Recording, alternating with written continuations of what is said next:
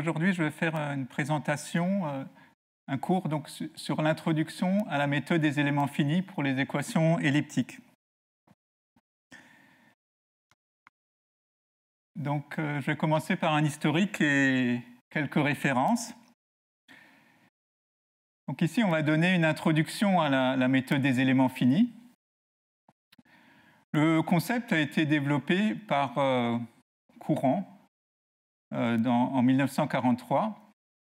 Il a introduit un principe variationnel avec des fonctions de base à supports locaux qui a ouvert la voie à la division d'un domaine considéré en éléments, comme on a vu juste avant. Donc vous voyez ici, vous avez des éléments, vous avez un domaine et vous pouvez avoir des différents éléments. Cependant, à l'époque, il n'y avait pas encore vraiment d'ordinateur, et l'importance de ce travail a été ignorée. La méthode des éléments finis a été réinventée, développée par les ingénieurs dans les années 50, en particulier avec des travaux d'Argyris, de Turner, Clough, Martin et Top. Et le nom véritable de la méthode des éléments finis a été introduit par Clough en 1960. Alors vers 1965, il y avait des centaines de papiers dans la littérature ingénieure. La méthode était beaucoup utilisée. Il y a eu beaucoup d'applications industrielles. Cependant, il y avait très peu de papiers orientés mathématiquement au départ, dans les années 60.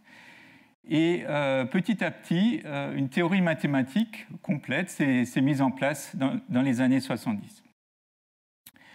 Parmi les premiers manuels, donc les textbooks sur les propriétés mathématiques, donc on peut voir donc un manuel de Strong et Fix, d'Oden et Reddy, et aussi de Searle.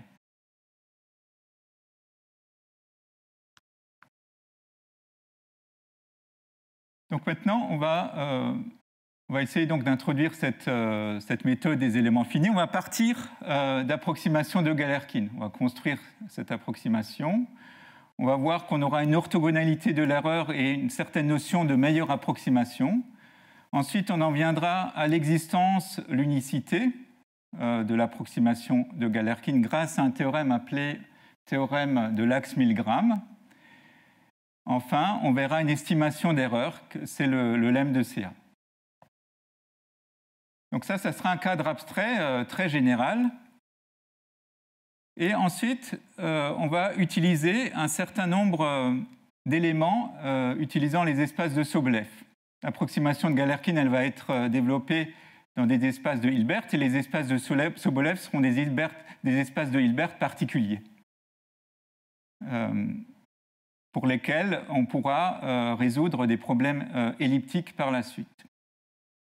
Donc ensuite, on viendra à la construction, plus à proprement parler, des éléments finis, ainsi que l'interpolation. On verra quelle est l'erreur d'interpolation qu'on va commettre, et on verra une preuve basée sur le lemme de Bramble-Hilbert, qui est un lemme fondamental pour l'interpolation. Ensuite, grâce à ça, donc grâce à l'estimation d'erreur liée à l'approximation de Galerkin et l'erreur donnée par les éléments finis, on pourra obtenir une estimation d'erreur pour un problème elliptique. Enfin, on verra plus en détail qu'est-ce qui se passe dans le cas de la dimension 1.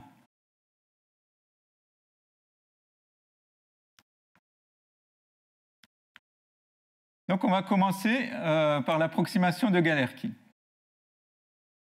Donc c'est un cadre très abstrait donné par un problème variationnel. Donc ici, il n'y a pas encore d'équation dérivée partielle, on a ici un problème variationnel. Donc c'est en 1915 que Galerkin propose une technique pour la solution approchée de problèmes aux limites. La méthode de Galerkin consiste à discrétiser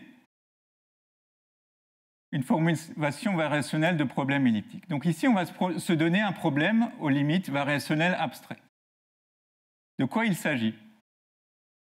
Il s'agit de trouver U, qui va être notre solution, dans un espace grand U, tel que A de UV soit égal à L de V, pour tous les V dans grand V.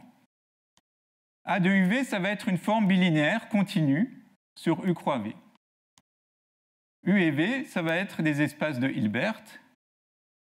Et L, ça va être une forme linéaire continue sur V. La méthode de Galerkin va consister à chercher des solutions lorsque le problème variationnel implique des fonctions dans des sous-espaces de dimension finie. On va chercher des choses dans des espaces de dimension finie parce qu'on va vouloir après implémenter ces méthodes sur les ordinateurs. Et comme on ne peut donner qu'un nombre fini d'instructions et que la mémoire de l'ordinateur est finie, c'est pour cela qu'ici on va s'intéresser à des espaces de dimension finie. Donc on va considérer UH un sous-espace de U et VH un sous-espace de V. Et l'approximation de Galerkin du problème aux limites variationnelles abstrait, ça va être de trouver UH dans grand UH, tel que A de UH VH, c'est égal à L de VH pour tout VH dans l'espace grand VH. Alors qu'est-ce que c'est H? H, ça va être un paramètre réel qui va être lié à la taille du maillage.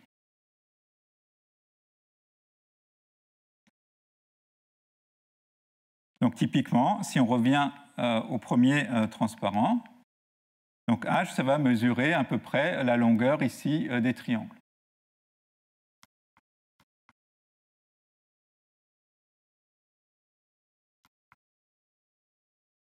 Mais ici, UH et VH, c'est quand même très général, c'est juste de dimension finie. Ici, on va supposer que UH et VH ont la même dimension n.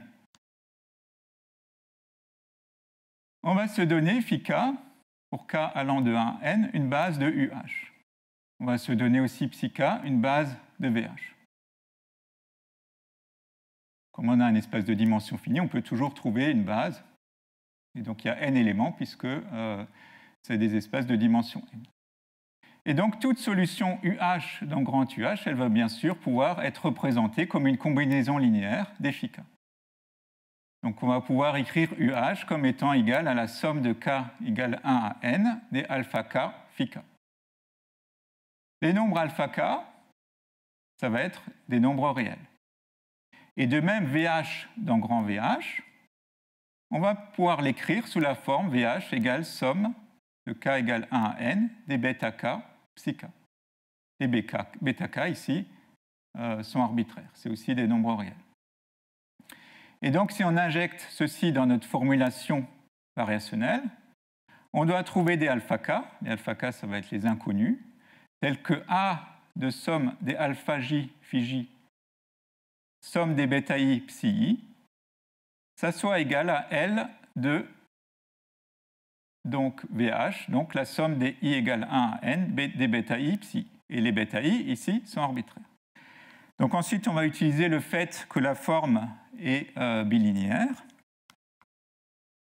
Et donc, on va pouvoir mettre ici, sortir les bêta i.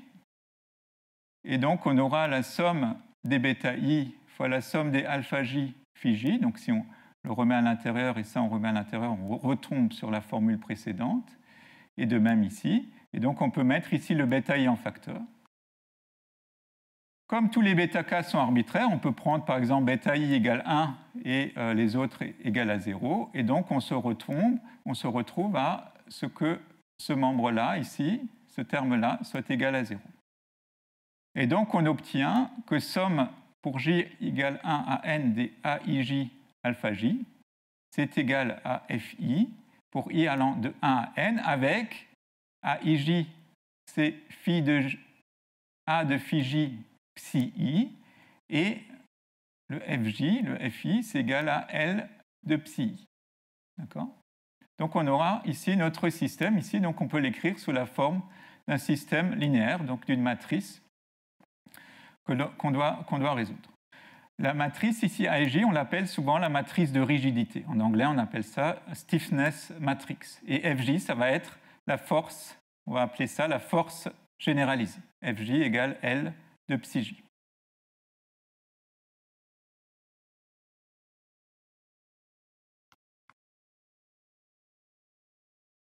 La matrice de rigidité, on peut la voir comme une forme bilinéaire sur UH croix VH. Et la force généralisée va représenter la forme linéaire continue sur VH. On va vouloir ici que notre matrice soit inversible. Et A-1, si on la note sous la forme AIJ avec les indices en haut, on obtient alors que alpha I, c'est égal à la somme pour J égale 1 à N des AIJ avec les indices en haut fois Fj. Et on aura donc notre solution UH qui s'écrit comme somme des IJ égale 1 à N des AIJ Fj phi. Donc on aura notre solution explicite ici. UH, on va dire que c'est l'espace des fonctions d'essai. En anglais, on appelle ça Space of Trial Functions. Et VH, ça va être l'espace des fonctions test, Space of Test Functions. Lorsque U égale V, on prendra souvent UH égale VH. Et si A, par ailleurs, est symétrique, la forme bilinéaire va aussi être symétrique.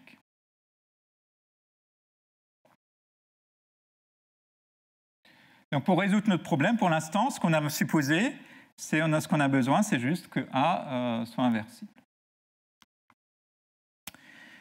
Donc maintenant, on va voir une propriété d'orthogonalité de l'erreur.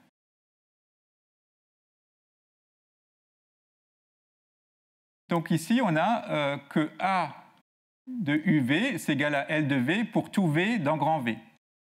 Donc en particulier, si on se restreint à VH, comme VH c'est un sous-espace de V, donc V c'est l'espace, le grand espace de dimension infinie, et VH c'est l'espace de dimension finie. Donc on va avoir A de VH c'est égal à L de VH, tout simplement parce que VH est inclus dans grand V.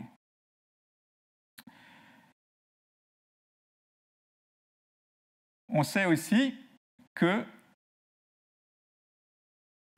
alors attention, donc là il y a une petite erreur. Donc A de UH VH, c'est égal à L de V. L de VH, pardon. A de UH VH, c'est égal à L de VH.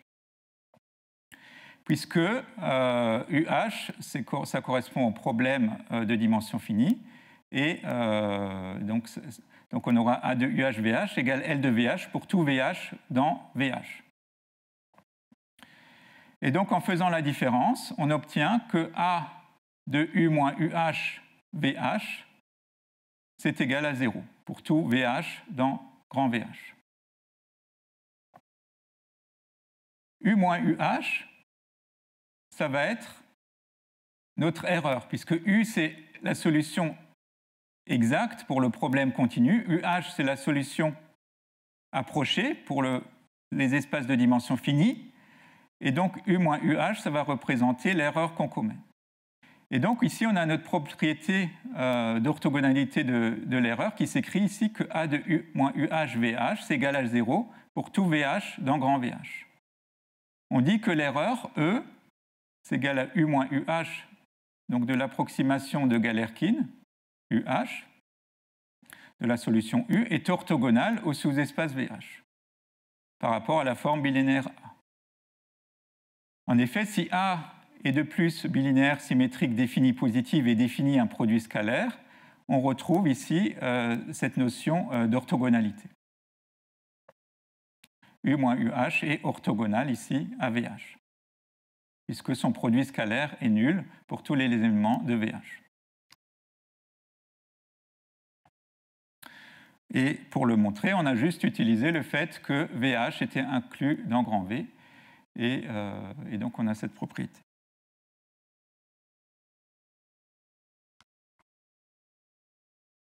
Ensuite, on va avoir une autre notion qui est une propriété de meilleure approximation. Supposons que U soit égal à V et UH soit égal à VH. Supposons aussi que A est symétrique défini positif.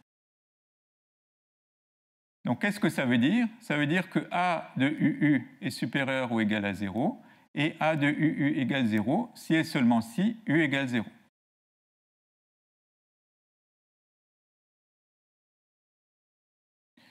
Et donc, on va pouvoir avoir ici un produit scalaire.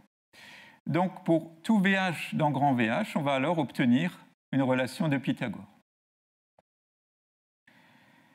Si on regarde A de U moins VH, où VH, c'est tout simplement un élément de grand VH. On aura A de U moins VH, U moins VH. On va introduire l'erreur E. E, c'est U moins UH, donc ça fait E plus UH moins VH, et ici la même chose. Ensuite, on va développer. En développant, qu'est-ce qu'il y a comme terme? Il y a E avec E, il y a UH moins VH avec UH moins VH, ça donne ça. Et après, il y a les produits mixtes. Donc A de UH moins VH, E, et A de E, UH moins VH. Mais comme A ici est symétrique, et comme on a vu que A de E avec un élément de VH, donc UH moins VH, c'est un élément de VH, c'est un espace vectoriel. Donc on aura que ces termes-là sont nuls. Et donc on n'aura plus que ces termes-là. Et donc tout ça, ça sera supérieur ou égal à A de EE, puisque ça, c'est supposé être positif. Et E, c'est U moins UH, donc ça fait A de E moins UH, U moins UH. On peut le voir sur un dessin. Donc si on a U et VH ici, donc A de U moins VH, U moins VH, ça va correspondre à la distance ici entre VH et U pour la métrique associée à A. Et A de U moins UH, ça va correspondre à l'erreur ici. Et UH moins VH, ça va correspondre à ce terme-là. Et donc ce terme-là, donc le terme de l'erreur, va être toujours plus petit que n'importe quel A de U moins VH, U moins VH. Et donc on dit que UH, c'est la meilleure approximation de U dans VH, puisque pour tout autre élément de VH, la distance va être plus grande.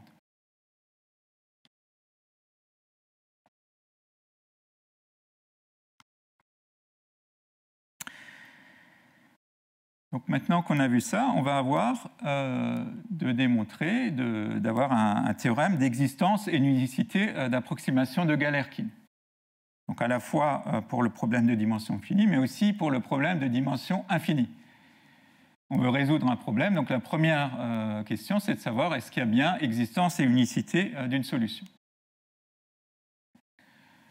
Donc ici, UH et VH, c'est des sous-espaces fermés.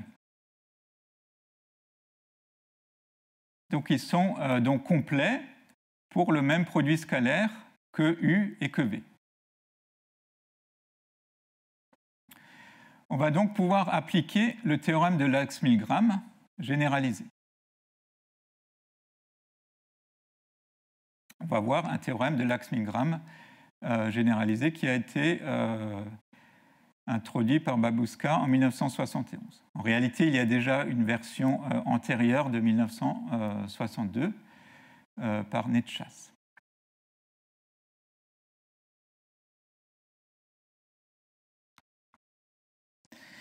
Donc le théorème qu'on va voir ici, donc on va donner des propriétés sur A de telle sorte qu'on va avoir une unique solution. Donc on va prendre U et V des espaces de Hilbert réels avec leurs produits scalaires. On va se donner aussi A de UV, une forme bilinéaire continue, qui va avoir la propriété d'être aussi faiblement coercive sur U croix V. Qu'est-ce que ça veut dire? Ça veut dire qu'on va supposer que A de UV, c'est plus petit que M fois la norme de U dans U et fois la norme de V dans V. Donc ça va être la continuité de A. Donc ça doit être valable pour tout U dans grand U et pour tout V dans grand V. La deuxième propriété, ça va être une condition qu'on va appeler ça une condition inf-sup, puisqu'ici il y a un inf et un sup. Donc on va regarder le sup pour tous les V dans grand V, tel que sa norme est inférieure ou égale à 1 de A de UV. Donc ça va être quelque chose qui va dépendre seulement de U. Et en regardant l'inf sur tous les U de norme 1, on va vouloir que tout ce terme-là soit supérieur à gamma, avec gamma un nombre strictement positif.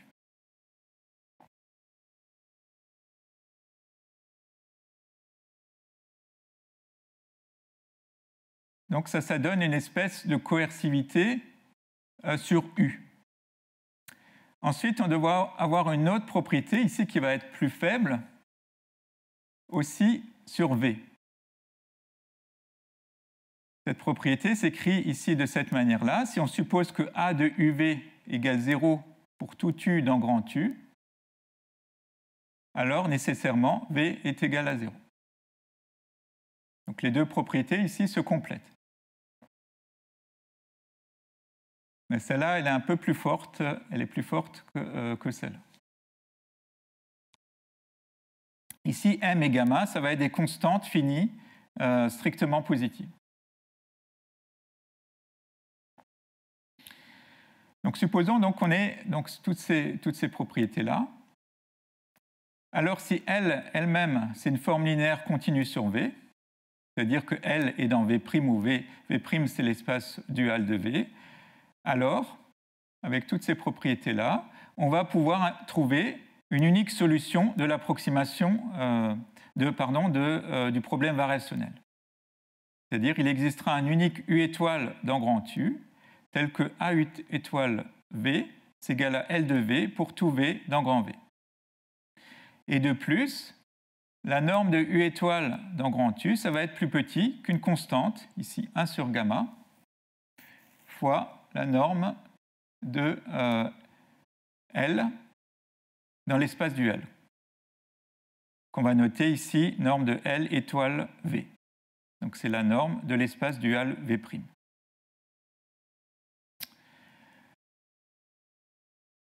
Donc voilà le théorème. C'est un théorème généralisé par rapport à Lax-Milgram. On verra plus tard le théorème de Lax-Milgram comme cas particulier. Et donc, on va maintenant donner la démonstration de ce théorème.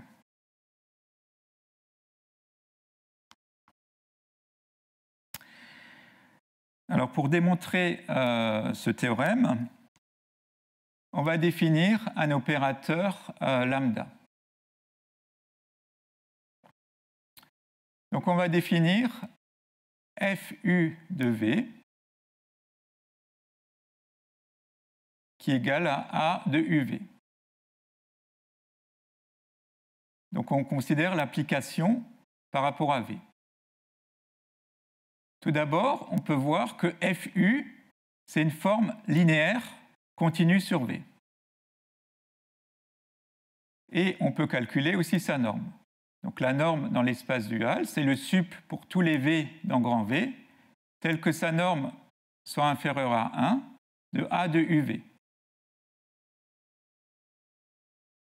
On sait que A de UV, c'est plus petit que M fois U fois V.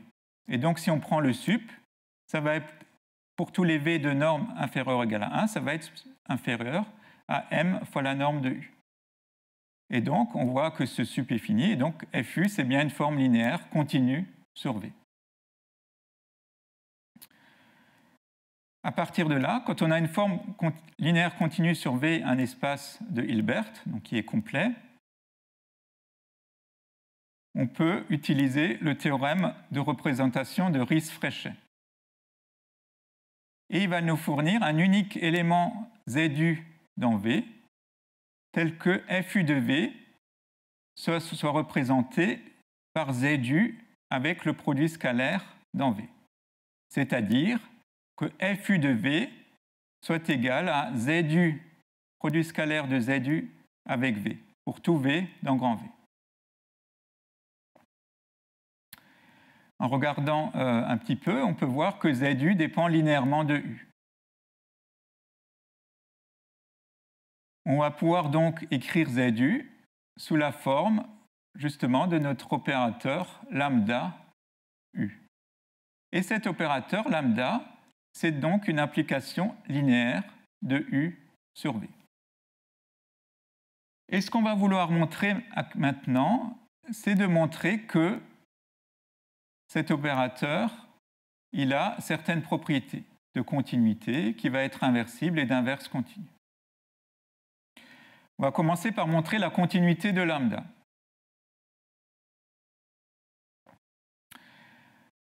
Donc, on regarde, pour montrer la continuité de la lambda, ce qu'on va regarder, donc c'est la norme de lambda U dans V au carré.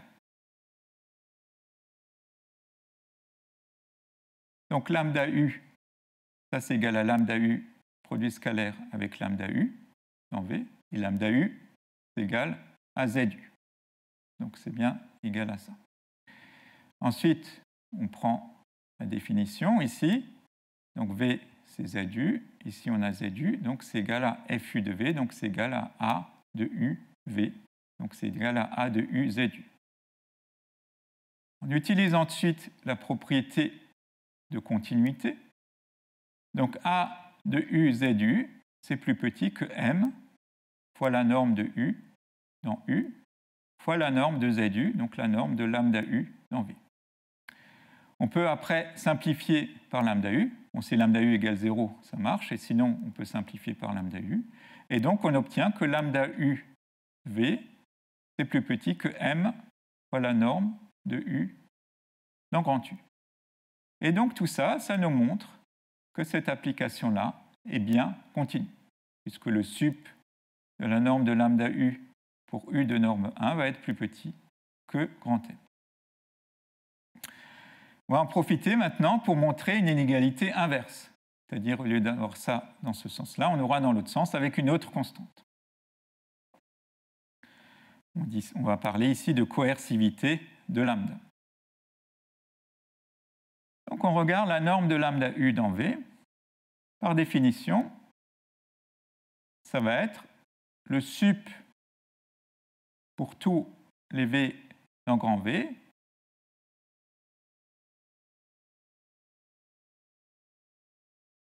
de norme inférieure ou égale à 1 de lambda U, du produit scalaire de lambda U avec V dans la norme V. On peut voir en fait que ça, c'est bien égal à ça. Une fois qu'on a ça, lambda U produit scalaire avec V, ça, on sait que c'est égal à FU de V, donc c'est le sup de FU de V. Mais ça, par définition, c'est la norme de FU dans V'. Et donc, on sait aussi que lambda UV dans V, c'est égal à A de UV. Donc, c'est le sup pour tous les V dans grand V, avec norme de V inférieure ou égale à 1. Et comme on sait que l'inf pour tous les U de norme égale à 1, c'est plus grand que gamma. Donc on peut prendre ici U sur norme de U. On peut le mettre ici. Donc ça va être plus grand ou égal à gamma. Et après, on le remet de l'autre côté. Et donc on obtient que ça, c'est supérieur ou égal à gamma fois la norme de U dans grand U. Et donc on a montré une inégalité inverse sur lambda.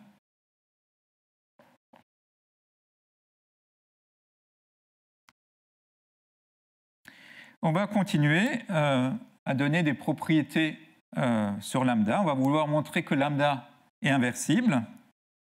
Donc pour cela, on va regarder l'image de lambda. On va voir que l'image de lambda, tout d'abord, est fermée dans V. Donc, donnons la démonstration. Prenons, pour montrer que c'est fermé, on va prendre F dans l'adhérence de im de lambda. Donc, si F est dans l'adhérence de im de lambda, on peut trouver une suite dans im de lambda qui converge vers F. Donc, si on a une suite dans im de lambda, ça veut dire qu'il existe un UN dans l'espace U, tel que lambda UN soit l'élément justement de im de lambda. Et donc, on aura une suite lambda UN qui va converger vers F. Lambda UN, on sait qu'elle converge, donc c'est nécessairement une suite de Cauchy. dans V. On utilise ensuite l'inégalité inverse. On sait donc que la norme de UN moins UM dans U, c'est inférieur ou égal à 1 sur gamma fois la norme de lambda UN moins lambda UM. Enfin, lambda de UN moins UM. Et donc, lambda UN, ça c'est aussi égal à lambda UN moins lambda UM. Et donc, comme c'est une suite de Cauchy, tout ça, ça va tendre vers 0 quand n et m tendent vers l'infini. Et donc, UN elle-même va être une suite de Cauchy dans U. On rappelle que U est complet, et donc par définition de la complétude, on en déduit que UN va converger dans U. Donc si elle converge dans U, on peut appeler U, petit u, sa limite. Comme lambda est continu, on aura alors que lambda UN va converger vers lambda U. Puisque UN converge vers U, lambda est continu, donc lambda UN va converger vers lambda U. On savait que lambda UN convergeait vers F, et donc on obtient automatiquement que F c'est égal à lambda U. Et donc l'image de lambda est fermée. Donc on a vu que l'image de lambda est fermée dans V. Maintenant, on va montrer que l'image de lambda, c'est tout V. Pour cela, on va raisonner par l'absurde, on va supposer que l'image de lambda est différente de V, c'est-à-dire est inclus strictement dans V. Donc l'im de lambda, ça va être un sous-espace fermé de V. On peut alors appliquer la projection orthogonale. Donc on peut trouver un V étoile différent de 0 avec V étoile dans grand V, tel que le produit scalaire de V étoile avec V soit égal à 0 pour tout V dans l'image de lambda. Donc ça, c'est le théorème de projection orthogonale.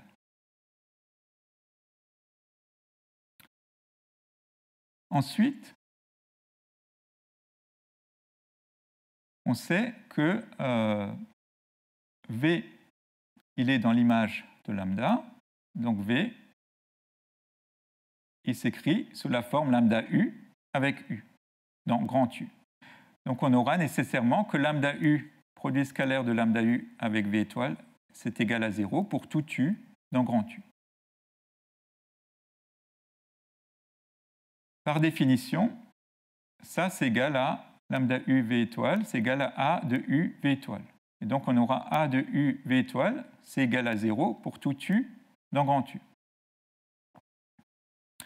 Mais on avait vu notre propriété, on avait la propriété inf-sup, et après on avait une autre propriété qui nous disait que si AU de V étoile égale 0 pour tout U dans grand U, alors nécessairement V étoile égale 0. Et donc là on aboutit à une contradiction, et donc nécessairement V étoile, donc on avait vu que V étoile était différent des 0, là on trouve V étoile égale 0, on a une contradiction, donc ça veut dire que l'hypothèse de départ était fausse, et donc l'image de lambda, c'est forcément égal à V. Donc, comme l'image de lambda égale à V, on peut dire que lambda moins 1 existe, elle est nécessairement linéaire, et d'autre part, elle est aussi continue. Grâce à l'inégalité inverse qu'on avait avant, on peut voir donc que la norme de lambda moins 1 de V dans U, c'est inférieur à 1 sur gamma fois la norme de V dans grand V.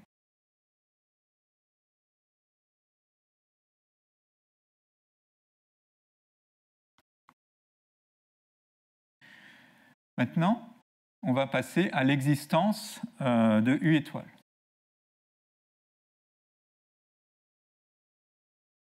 Donc pour l'instant, on a juste donné des propriétés sur lambda, et grâce à ces propriétés sur lambda, on va pouvoir maintenant définir notre solution à notre problème variationnel. Ça, c'était un travail préliminaire, donc, de donner des informations sur l'application lambda. Alors on va de nouveau appliquer le théorème de Riesz, mais cette fois-ci sur le membre de droite, c'est-à-dire sur la forme linéaire continue. Donc le théorème de Riesz-Frechet nous dit qu'il existe un V étoile dans grand V, tel que L de V soit égal à V étoile, produit scalaire de V étoile avec V dans grand V, pour tout V dans grand V. Et pour U étoile, qu'est-ce qu'on va définir? Comment est-ce qu'on va le définir? On va le définir comme étant égal à lambda moins 1 de V étoile. On aura donc A de U étoile V, c'est égal à lambda U étoile, le produit scalaire de lambda U étoile avec V. Et donc lambda U étoile, donc ça c'est par définition de lambda, et donc lambda U étoile, c'est égal à V étoile. Et donc on obtient que ceci est égal à le produit scalaire de V étoile avec V, mais ça on a justement vu que c'est égal à L de V. Et donc on a trouvé l'existence de U étoile dans grand U, tel que A de U étoile V, c'est égal à L de V pour tout V dans grand V.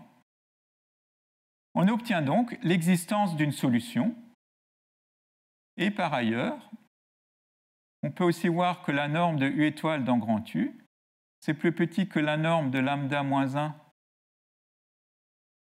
pour les applications, au sens des applications linéaires de V dans U, fois la norme de V étoile dans grand V.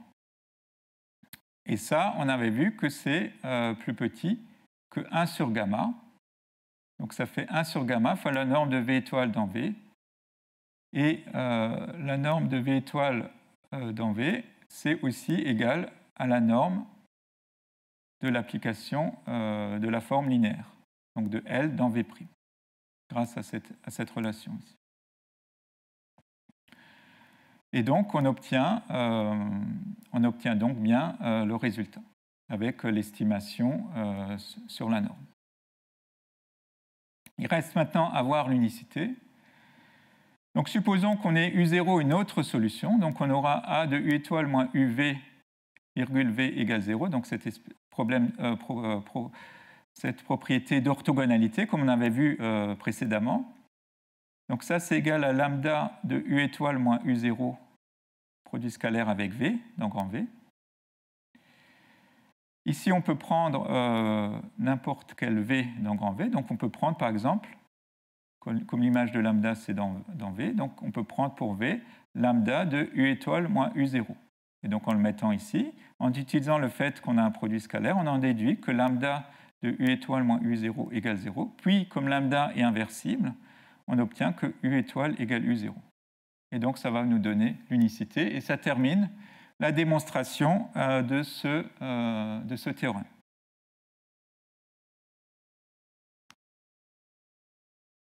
Donc maintenant, on va voir quelques cas particuliers. Donc si A de UV, c'est une forme bilinéaire continue et coercive, donc on aura des propriétés un peu plus fortes. Donc on va voir que la norme de A de UV, c'est plus petit que M fois la norme de U fois la norme de V. Donc ça, c'était la même propriété qu'on avait précédemment. Mais on va supposer maintenant quelque chose d'un peu plus fort. On va supposer que A de UV, c'est plus grand que gamma fois la norme de U fois la norme de V. Donc si on a cette propriété-là, si on prend ensuite le sup pour tous les U de norme inférieure ou égale à 1, donc on obtiendra que, et ensuite on prend l'inf, on obtiendra que tout ça, ça sera supérieur à gamma. Et donc ça vient comme un cas particulier du cas précédent. Et on va retrouver du coup le théorème qu'on appelle le théorème de Lax-Milgram. Par ailleurs, si A est de plus symétrique, on peut voir que A, ça va définir un produit scalaire, et là, ça sera tout simplement le théorème de représentation de Riesz, qu'on a d'ailleurs utilisé pour le produit scalaire induit par A.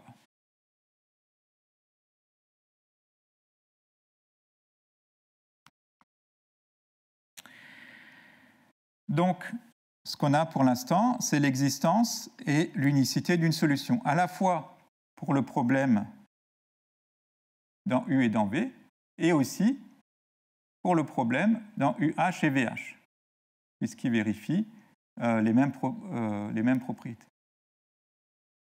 Donc on suppose ici qu'on a les hypothèses du théorème précédent pour UV et pour UH et VH, avec des constantes M et gamma, et MH et gamma H. UH et VH sont munis du même produit scalaire que U et V. Ils héritent de ce produit scalaire. Mais c'est des espaces ici, a priori, c'est des sous-espaces fermés. On n'a même pas besoin de supposer qu'ils sont de dimension finie.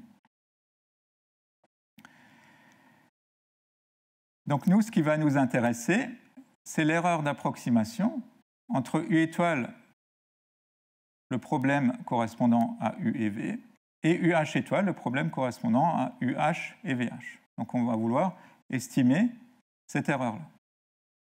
Eh bien, le lemme de CA, ici généralisé, nous dit que la norme de E dans U, c'est plus petit que 1 plus M sur gamma H. Gamma H, ça correspondrait à l'espace UH et VH, fois la norme de U étoile moins UH pour tous les UH dans grand UH.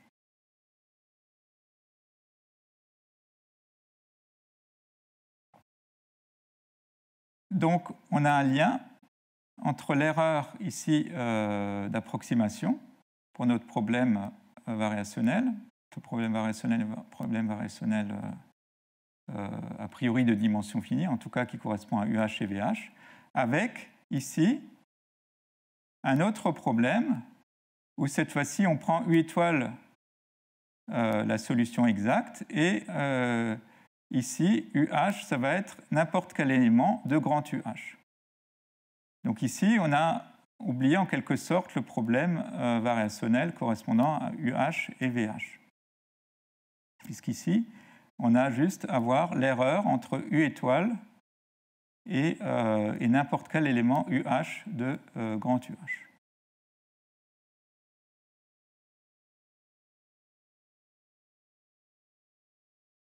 Mais pour passer de l'un à l'autre, on a quand même ici une constante qui va intervenir. Donc ici, pour UH, on pourra prendre par exemple une projection ou une interpolation de grand U étoile, de petit U étoile. Pardon. Et donc on n'aura plus besoin de savoir vraiment, et ça va nous donner en tout cas une information sur la norme de E, où cette fois-ci on a U étoile H.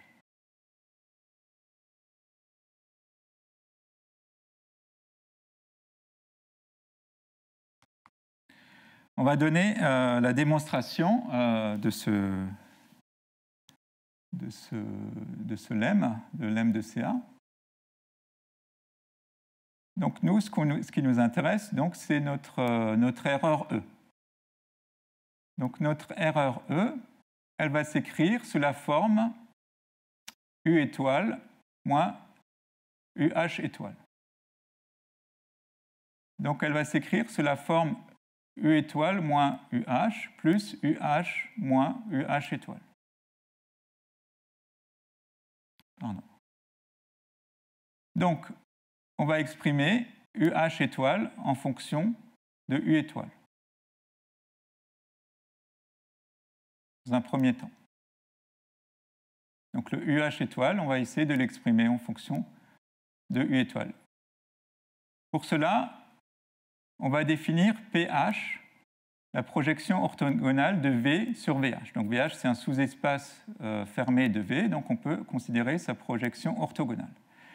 Donc on va voir pour tout VH dans grand VH, on va regarder donc PH de lambda U étoile produit scalaire avec VH. Le PH, on peut le mettre de l'autre côté, comme on va expliquer plus tard. Donc ça va être égal à lambda U étoile PH VH.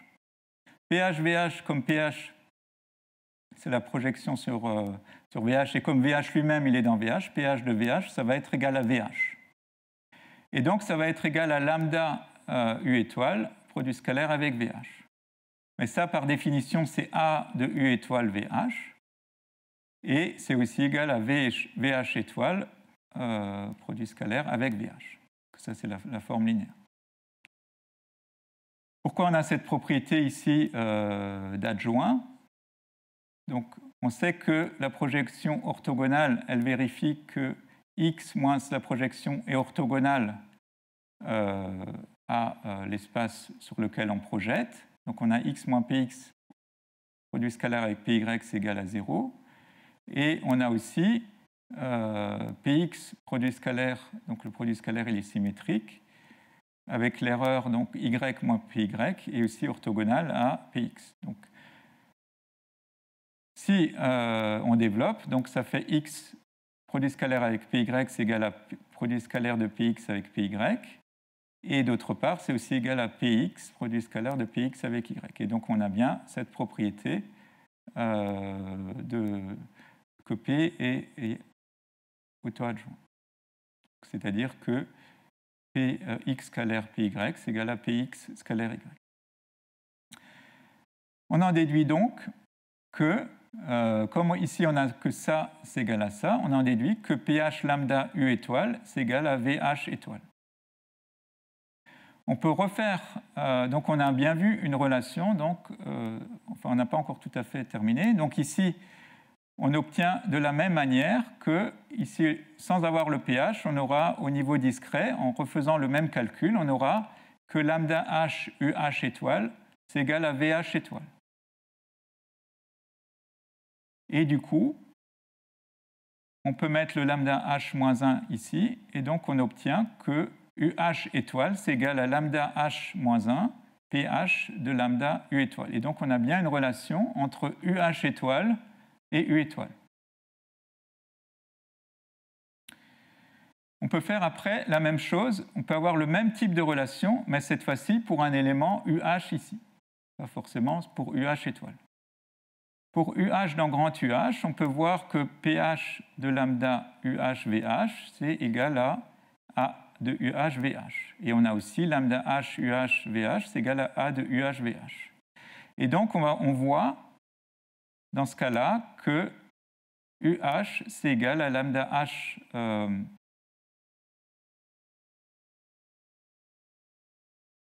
donc on va voir que UH, c'est égal à lambda H-1 de pH lambda UH. Donc, maintenant qu'on a ces deux relations-là, on va pouvoir faire la différence pour pouvoir exprimer E en fonction de U étoile moins UH. Donc, E, c'est égal à U étoile moins UH étoile, donc c'est égal à U étoile moins UH plus UH moins UH étoile, comme on l'a vu ici. On a introduit le UH.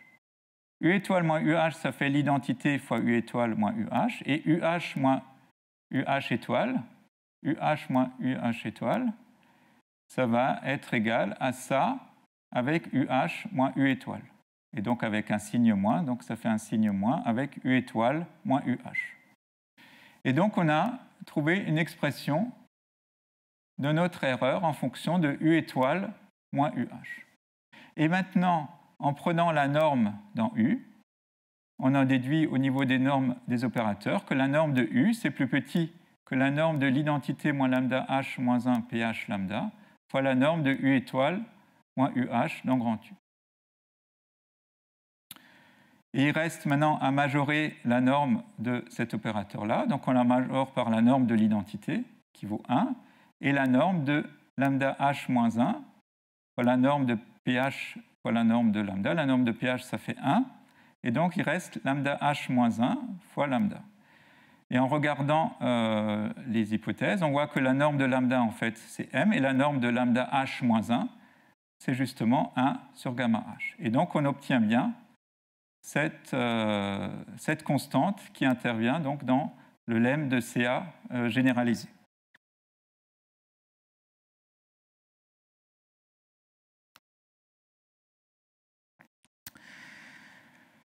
Donc maintenant, on va voir un cas particulier du lemme de CA et on va voir que la constante, on peut un peu l'améliorer dans ce cas-là, en rajoutant des hypothèses sur nos problèmes variationnels. Donc on va considérer ici les hypothèses de l'axe Milgram avec A symétrique. On va considérer Hn un sous-espace de grand H avec la dimension de Hn, c'est égal à grand N. On va considérer Un dans Hn, l'unique solution de A de UNV égale L de V pour tout V dans Hn. Dans ce cas-là, on aura l'estimation suivante. Donc c'est la même estimation qu'avant. U moins Un, c'est plus petit qu'une constante, ici qui est racine de m sur gamma, fois, donc à nouveau, la norme de U moins V pour tous les V dans Hn. On va donner maintenant la démonstration dans ce cas particulier, puisqu'ici on va avoir une meilleure constante. Donc tout d'abord, Un est bien unique, comme on peut appliquer le théorème de l'axe Milgram à Hn. Et ce qu'on peut remarquer, c'est que Un, ce n'est pas seulement la solution de notre problème variationnel, mais c'est aussi la projection de U sur Hn par rapport au produit scalaire induit par A. En effet, on va voir la démonstration. Supposons qu'on ait V la projection orthogonale pour cette norme-là, qui est d'ailleurs équivalente à la norme qu'on a ici, grâce à la continuité et la coercivité. Elle va vérifier que, tout d'abord, la relation d'orthogonalité, comme on avait vu précédemment, que A de V moins U W, c'est égal à 0 pour tout W dans Hn. U, c'est l'unique solution de A de UV égale LW pour tout W dans H, donc en particulier aussi pour W dans Hn, car Hn est inclus dans H. Et donc, comme A de V moins UW égale 0, on va avoir aussi A de V W, ça va être égal à L de W. Et donc V, c'est forcément égal à UN.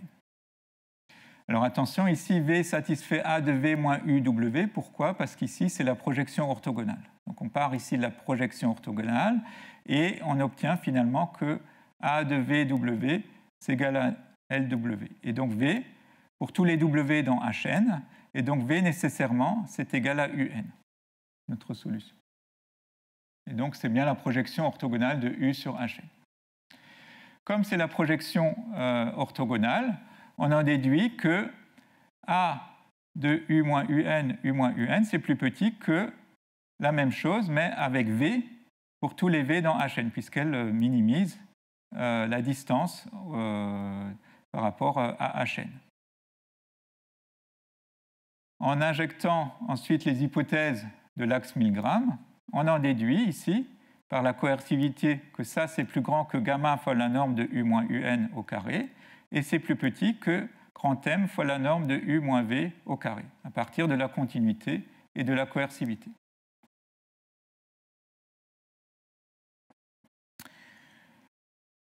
Et donc, on obtient le résultat en mettant gamma de l'autre côté et en prenant la racine. Et ça termine la démonstration de ce lemme. On va maintenant voir le lemme de CA, cette fois-ci dans le cas non symétrique. Donc on a les mêmes hypothèses de l'axe Milgram, mais on ne suppose plus que la forme bilinéaire est symétrique. Donc dans ce cas-là, on a la même chose qu'avant, mais avec un m sur gamma. Donc on va donner la démonstration. On part de la coercivité. Donc à partir de la coercivité, donc on obtient que gamma fois la norme de U moins UN au carré, c'est plus petit que A de U moins UN, U moins UN.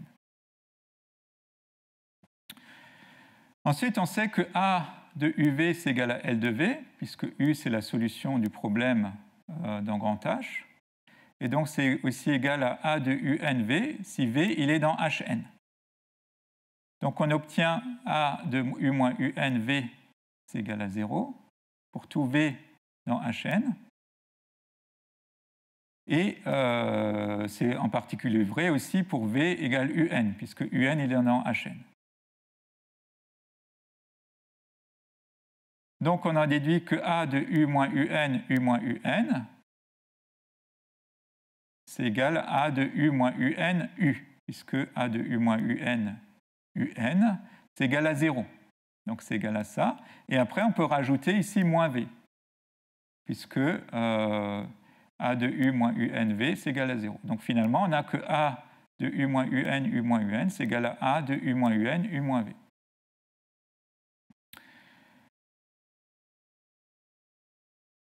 Donc ensuite, on peut du coup majorer ce terme-là par M fois la norme de U moins UN fois la norme de U moins V. Et en simplifiant par la norme de U moins UN, donc il va rester gamma fois la norme de U moins UN plus petit que M fois la norme de U moins V. Et donc, en mettant le gamma de l'autre côté, on obtient bien l'inégalité ici avec M sur gamma. Et donc, on voit que les hypothèses sont plus ou moins strictes et cela se traduit donc par des inégalités ici et qui sont effectivement ici bien vérifiées.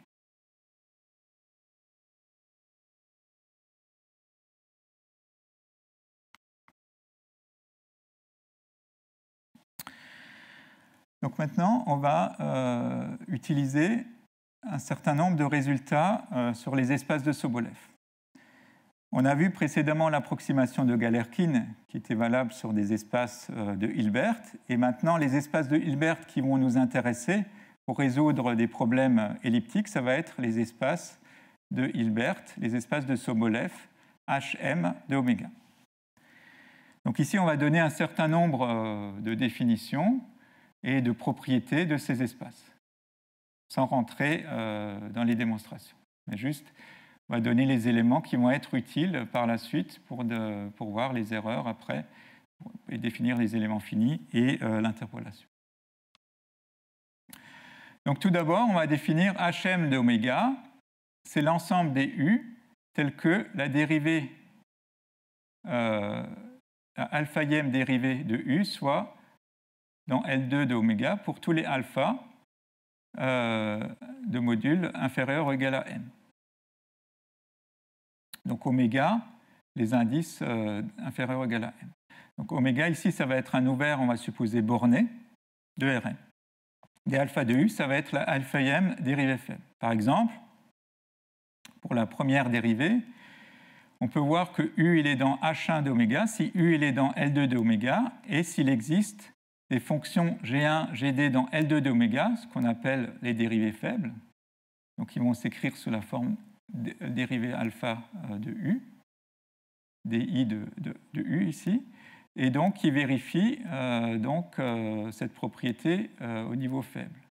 C'est-à-dire que l'intégrale sur oméga de U dérivée partielle par rapport à I de phi, c'est moins l'intégrale sur oméga de GI fois phi dx. Pour tous les phi, c'est infini à support compact dans oméga.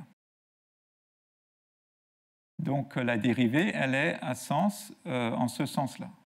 En ce sens-là qu'il existe des GI qui vérifient ces quantités-là. On peut voir que ces GI sont forcément uniques et du coup les GI, ça va être les dérivées faibles de U. À partir de HM de oméga, on peut définir le produit scalaire qui est égal à la somme pour tout alpha de module inférieur ou égal à M des produits scalaires de D alpha U avec D alpha V dans L2 de oméga, qui est donné ici par cette formule. À partir du produit scalaire, on peut bien sûr définir sa norme. Alors, quelles sont les propriétés principales ici de HM d'oméga? Tout d'abord, HM d'oméga, il est complet. Et en fait, c'est la complétion de l'espace C infini de oméga pour la norme HM, justement. Et c'est aussi la complétion de CM de oméga pour la norme HM. Donc on peut le voir aussi de cette manière. Enfin, on a des propriétés sur les espaces de Hilbert. Donc, plus M1 est grand, plus l'espace il va être petit. On remarque aussi que H0 d'oméga, c'est tout simplement L2 d'oméga. Enfin, on va avoir besoin aussi de l'espace HM0 d'oméga, qui va être le complété de l'ensemble des fonctions m fois continuellement dérivables à support compact dans oméga, pour la norme Hm d'oméga.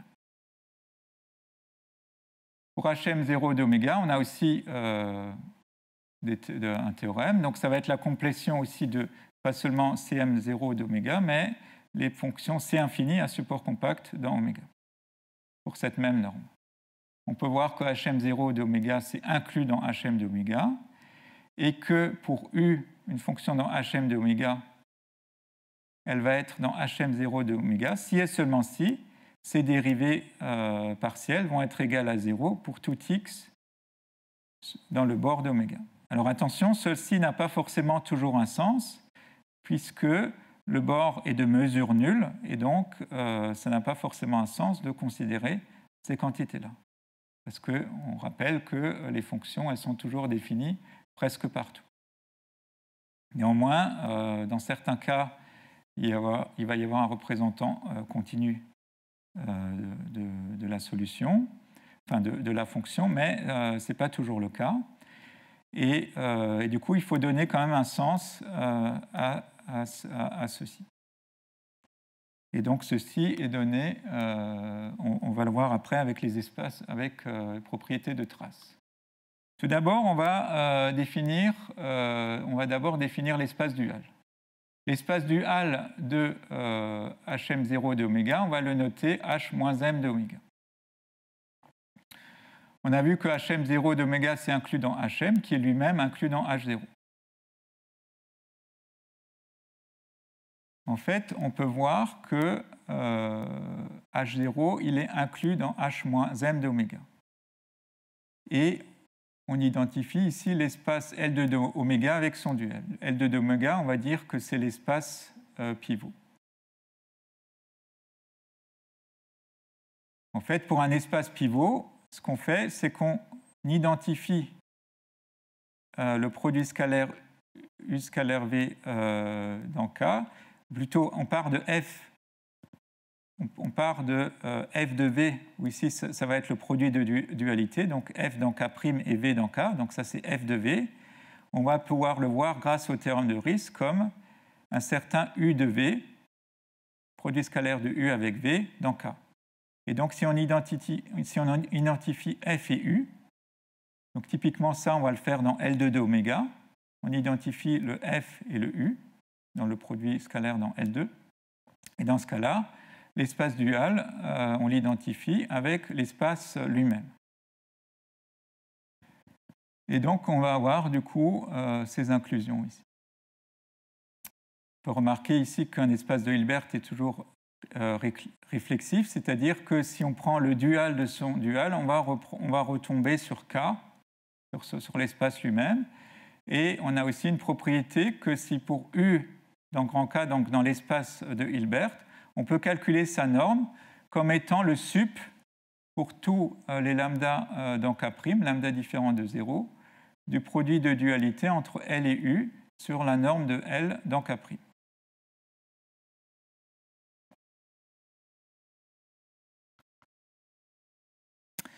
Donc maintenant, on va donner des résultats de traces. Donc tout d'abord, on peut définir HS d'oméga pour S non entier. On ne va pas le faire ici. On peut faire ça en utilisant des transformés de Fourier. Mais on va l'utiliser, on va supposer qu'il existe un tel S donc pour S qui n'est pas forcément entier. Et on va donner ici un théorème de trace qui va permettre de définir justement la trace sur le bord. Donc si on commence par oméga, un domaine ouvert, borné, régulier, donc par exemple c'est infini de Rn, et si on note gamma le bord d'oméga, on va pouvoir définir les opérateurs traces gamma k. Alors gamma k, pour tout k entre 0 et m-1. ces applications-là, elles vont être définies comme les dérivées normales, la kème dérivée normale de U restreint au bord. Donc ça a un sens lorsque la fonction est C infini sur oméga bar. Et donc, le gamma k de U, lui, va aussi être C infini, suffisamment régulier, et en particulier va être aussi dans cet espace-là, Hm-K-1 du bord de oméga. On va voir après un cas particulier. Eh bien, le théorème, il nous dit que ces applications qui sont définies sur C infini de oméga bar, elles vont pouvoir alors être étendues de manière unique en des applications linéaires continues de Hm de oméga dans un sous-espace de celui-là.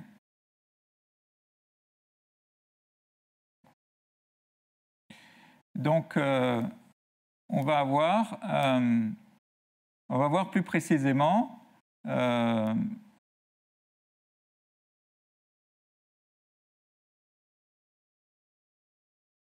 par exemple, si U il est dans H1 d'oméga, on va pouvoir donner un sens à U sur le bord dans L2 du bord. Plus précisément, on va pouvoir montrer que la norme de U dans L2 du bord, c'est plus petit qu'une constante fois la norme de U dans H1 de oméga. Et ceci, on le montre d'abord pour U, une fonction C infini, et après, on peut l'étendre pour U, une fonction qui n'est pas forcément C infini, et qui est justement dans H1 d'oméga. Donc, on obtient donc ce résultat-là. Et donc, après, on peut utiliser des formules d'intégration par partie, comme la formule de Green. Donc, je donne ici la formule de Green. Donc, si U il est dans H2 de oméga et V est dans H1 de oméga, alors on peut voir que l'intégrale sur oméga de Laplacien de U fois V, plus le gradient de U produit scalaire avec gradient de V, c'est égal à l'intégrale sur le bord de la dérivée normale de U fois V, donc tout ça sur le bord. Et donc ici, la dérivée normale de U, donc il faut l'entendre au sens de la trace. Donc normalement, il faudrait mettre un gamma 1 de U ici. Et pour V, il faudrait mettre un gamma 0 de V.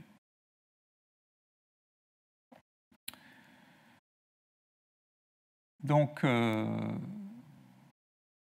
voilà le théorème de trace sur les espaces de Sobolev. Et on va continuer par une propriété qui va être importante pour nos maillages. Donc supposons qu'on ait un maillage polygonal comme on avait vu tout au début, donc un ensemble de cellules polygonales qu'on va supposer ici ouverte. Donc, on va avoir une partition ici avec K inter L, ça va être égal à l'ensemble vide, si K est différent de L. Et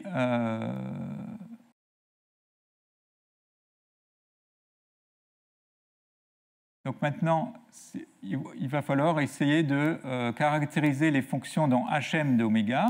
Donc si m est supérieur ou égal à 1, c'est un entier U, une fonction définie sur oméga, alors on a les propriétés suivantes qui sont équivalentes. Donc si U il est dans Hm d'oméga, et si K c'est un élément de la triangulation, alors U restreint à K, il va être dans Hm de K, pour tout K différent de L, tel que K inter L, K bar inter L soit de codimension 1. Donc typiquement, ça va être les arêtes pour des triangles. Ça va être des faces pour des tétraèdres. Et donc si les traces entre les deux éléments K et L coïncident justement sur l'intersection, et pour tous les alpha inférieurs ou égal à m-1, et donc si U restreint à K est dans Hm de K, pour tous les cas, alors U va aussi être dans Hm de oméga. Et on a aussi la réciproque. Donc ça va être pratique après pour les éléments finis. Pour voir que la fonction est dans Hm d'oméga, il suffit de regarder les traces sur le bord et de voir qu'elles coïncident de part et d'autre des éléments. Et dans ce cas-là, et donc on peut voir aussi pour une démonstration, cela va résulter des formules de type Green, où il y aura les termes, justement il y aura des termes de bord, et ces termes de bord vont simplifier ou pas, pour pouvoir voir que la fonction elle est dans Hm de oméga ou pas. Et dans ce cas-là, on peut alors voir que la norme dans L2 de oméga de la dérivée alpha m, c'est la somme de toutes les, au carré, ça va être la somme de toutes les normes sur les éléments K.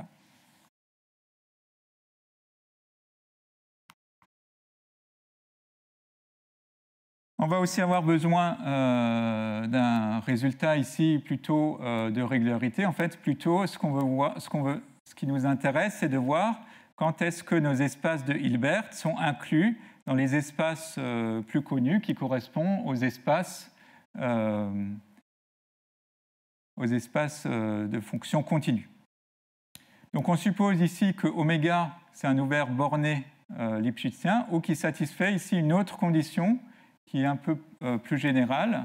On appelle ça une condition de cône, et qui va revenir un peu à plusieurs endroits. Donc on suppose que pour tout x dans oméga, il existe un cône de sommet x et de rayon fixé, et une orientation de ce cône, telle que pour tous les points du cône pour cette orientation, reste dans oméga.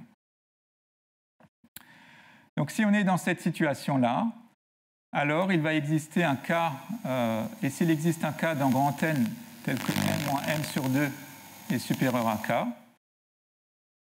alors l'espace Hm de oméga va être inclus dans ces cas de oméga bar.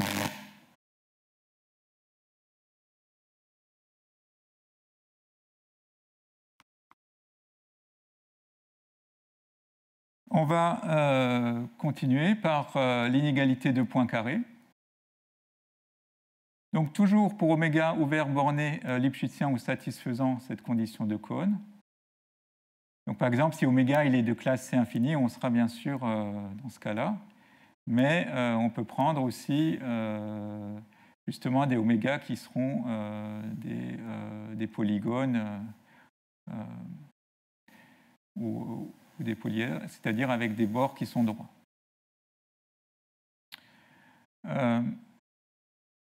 Donc l'inégalité du Poincaré, elle nous dit que la norme de U peut être plus petit qu'une constante fois la norme du gradient de U dans L2 de oméga. Donc ici, il faut bien supposer que l'ouvert est borné. On est toujours dans ces hypothèses-là.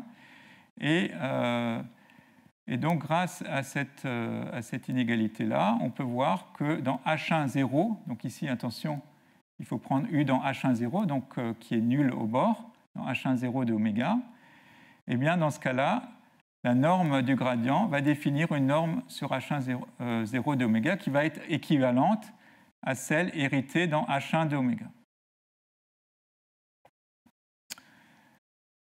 On a un autre résultat qui est un peu similaire, un peu plus général aussi, qui s'appelle donc et qui va intervenir pour voir les erreurs qu'on commet sur les éléments finis et l'interpolation. Donc il s'agit de lemme de Denis-Lyons. Donc on suppose à nouveau que oméga c'est un ouvert borné connexe, mais cette fois-ci on suppose en plus qu'il est connexe et qu'il est lipschitzien ou qu'il satisfait la condition de cône. Dans ces conditions-là, il va exister une constante C telle que pour tout U dans HK plus 1 de oméga, on a que l'inf pour tous les V polynômes de degré inférieur ou égal à K sur oméga, de la norme de U plus V dans HK plus 1 d'oméga soit plus petit qu'une constante fois la semi-norme de U dans HK plus 1 de oméga. Ici, la semi-norme, c'est quand on prend seulement la dérivée la dernière dérivée. Ici, alpha, c'est k plus 1. Et donc, en prenant juste cette dérivée-là, ça va définir une norme sur cet espace quotient hk plus 1 d'oméga sur pk d'oméga, qui elle-même est équivalente à la norme qu'on peut prendre sur celui-là, qui correspond à l'inf pour tous les v dans pk d'oméga de la norme de u plus v dans hk plus 1 d'oméga. Puisqu'ici, on peut avoir plusieurs représentants, puisqu'ici, on prend un espace quotient, donc on prend la norme qui correspond à celui-là qui est la norme la plus petite, pour tous les représentants ici de hk plus 1 d'oméga. Donc ici, qu'est-ce qu'on peut remarquer, cette inégalité? Donc ça va être une inégalité qui va être fondamentale pour montrer les erreurs d'interpolation. Donc par exemple, ici, si U, par exemple, elle va avoir la dérivée k plus unième qui est égale à 0, eh bien, on en déduit que, donc, si ça c'est égal à 0, alors forcément, ça c'est aussi égal à 0, et ça voudra dire que V, ça sera un polynôme de degré inférieur ou égal à k. Donc si U a toutes ses dérivées à l'ordre k plus 1 qui est nul, ça veut dire que U c'est un polynôme de degré inférieur ou égal à k. Par exemple, si U a sa première dérivée qui est nulle, ça voudra dire que U c'est une constante. Remarquez qu'ici, on a eu besoin d'utiliser la notion de connexité.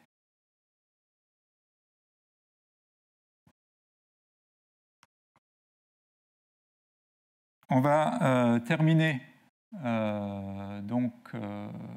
par donner justement une application donc, des espaces de Sobolev à la résolution de notre problème d'approximation de Galerkin. Donc on va considérer ici le problème de Neumann pour moins laplacien plus C0, avec C0 une constante. Le problème, il s'écrit sous forme variationnelle. Trouver U dans H1 d'oméga, tel que l'intégrale sur oméga de gradient de U scalaire gradient de V plus C0 U fois V soit égal à l'intégrale sur oméga de F fois V dx, pour tout V dans H1 d'oméga. C0, ici, on va supposer que c'est une constante strictement positive. Et F, on le suppose dans L2 d'oméga. En fait, on pourrait supposer F, plus généralement, dans l'espace dual de H1 d'oméga, pour qu'il y ait une unique solution à notre problème variationnel. Donc, on va vérifier ici les hypothèses pour avoir une solution. L'hypothèse de l'axe Milgram. Donc, ici, U et V, c'est égal à H1 d'oméga. Donc, on va regarder d'abord la continuité. Donc, on regarde la norme de A de UV au carré. Donc, ça va être l'intégrale sur oméga de gradient de U scalaire gradient de V plus C0 fois U fois V. Et donc, on va majorer cette quantité-là.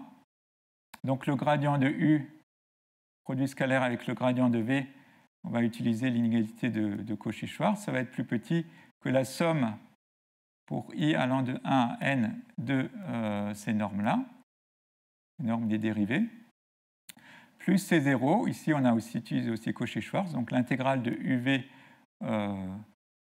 au carré, donc ça va être plus, tout ça c'est Cauchy-Schwarz, donc ça va être plus petit que C0 fois la norme de U dans L2 d'oméga fois la norme de V dans L2 d'oméga.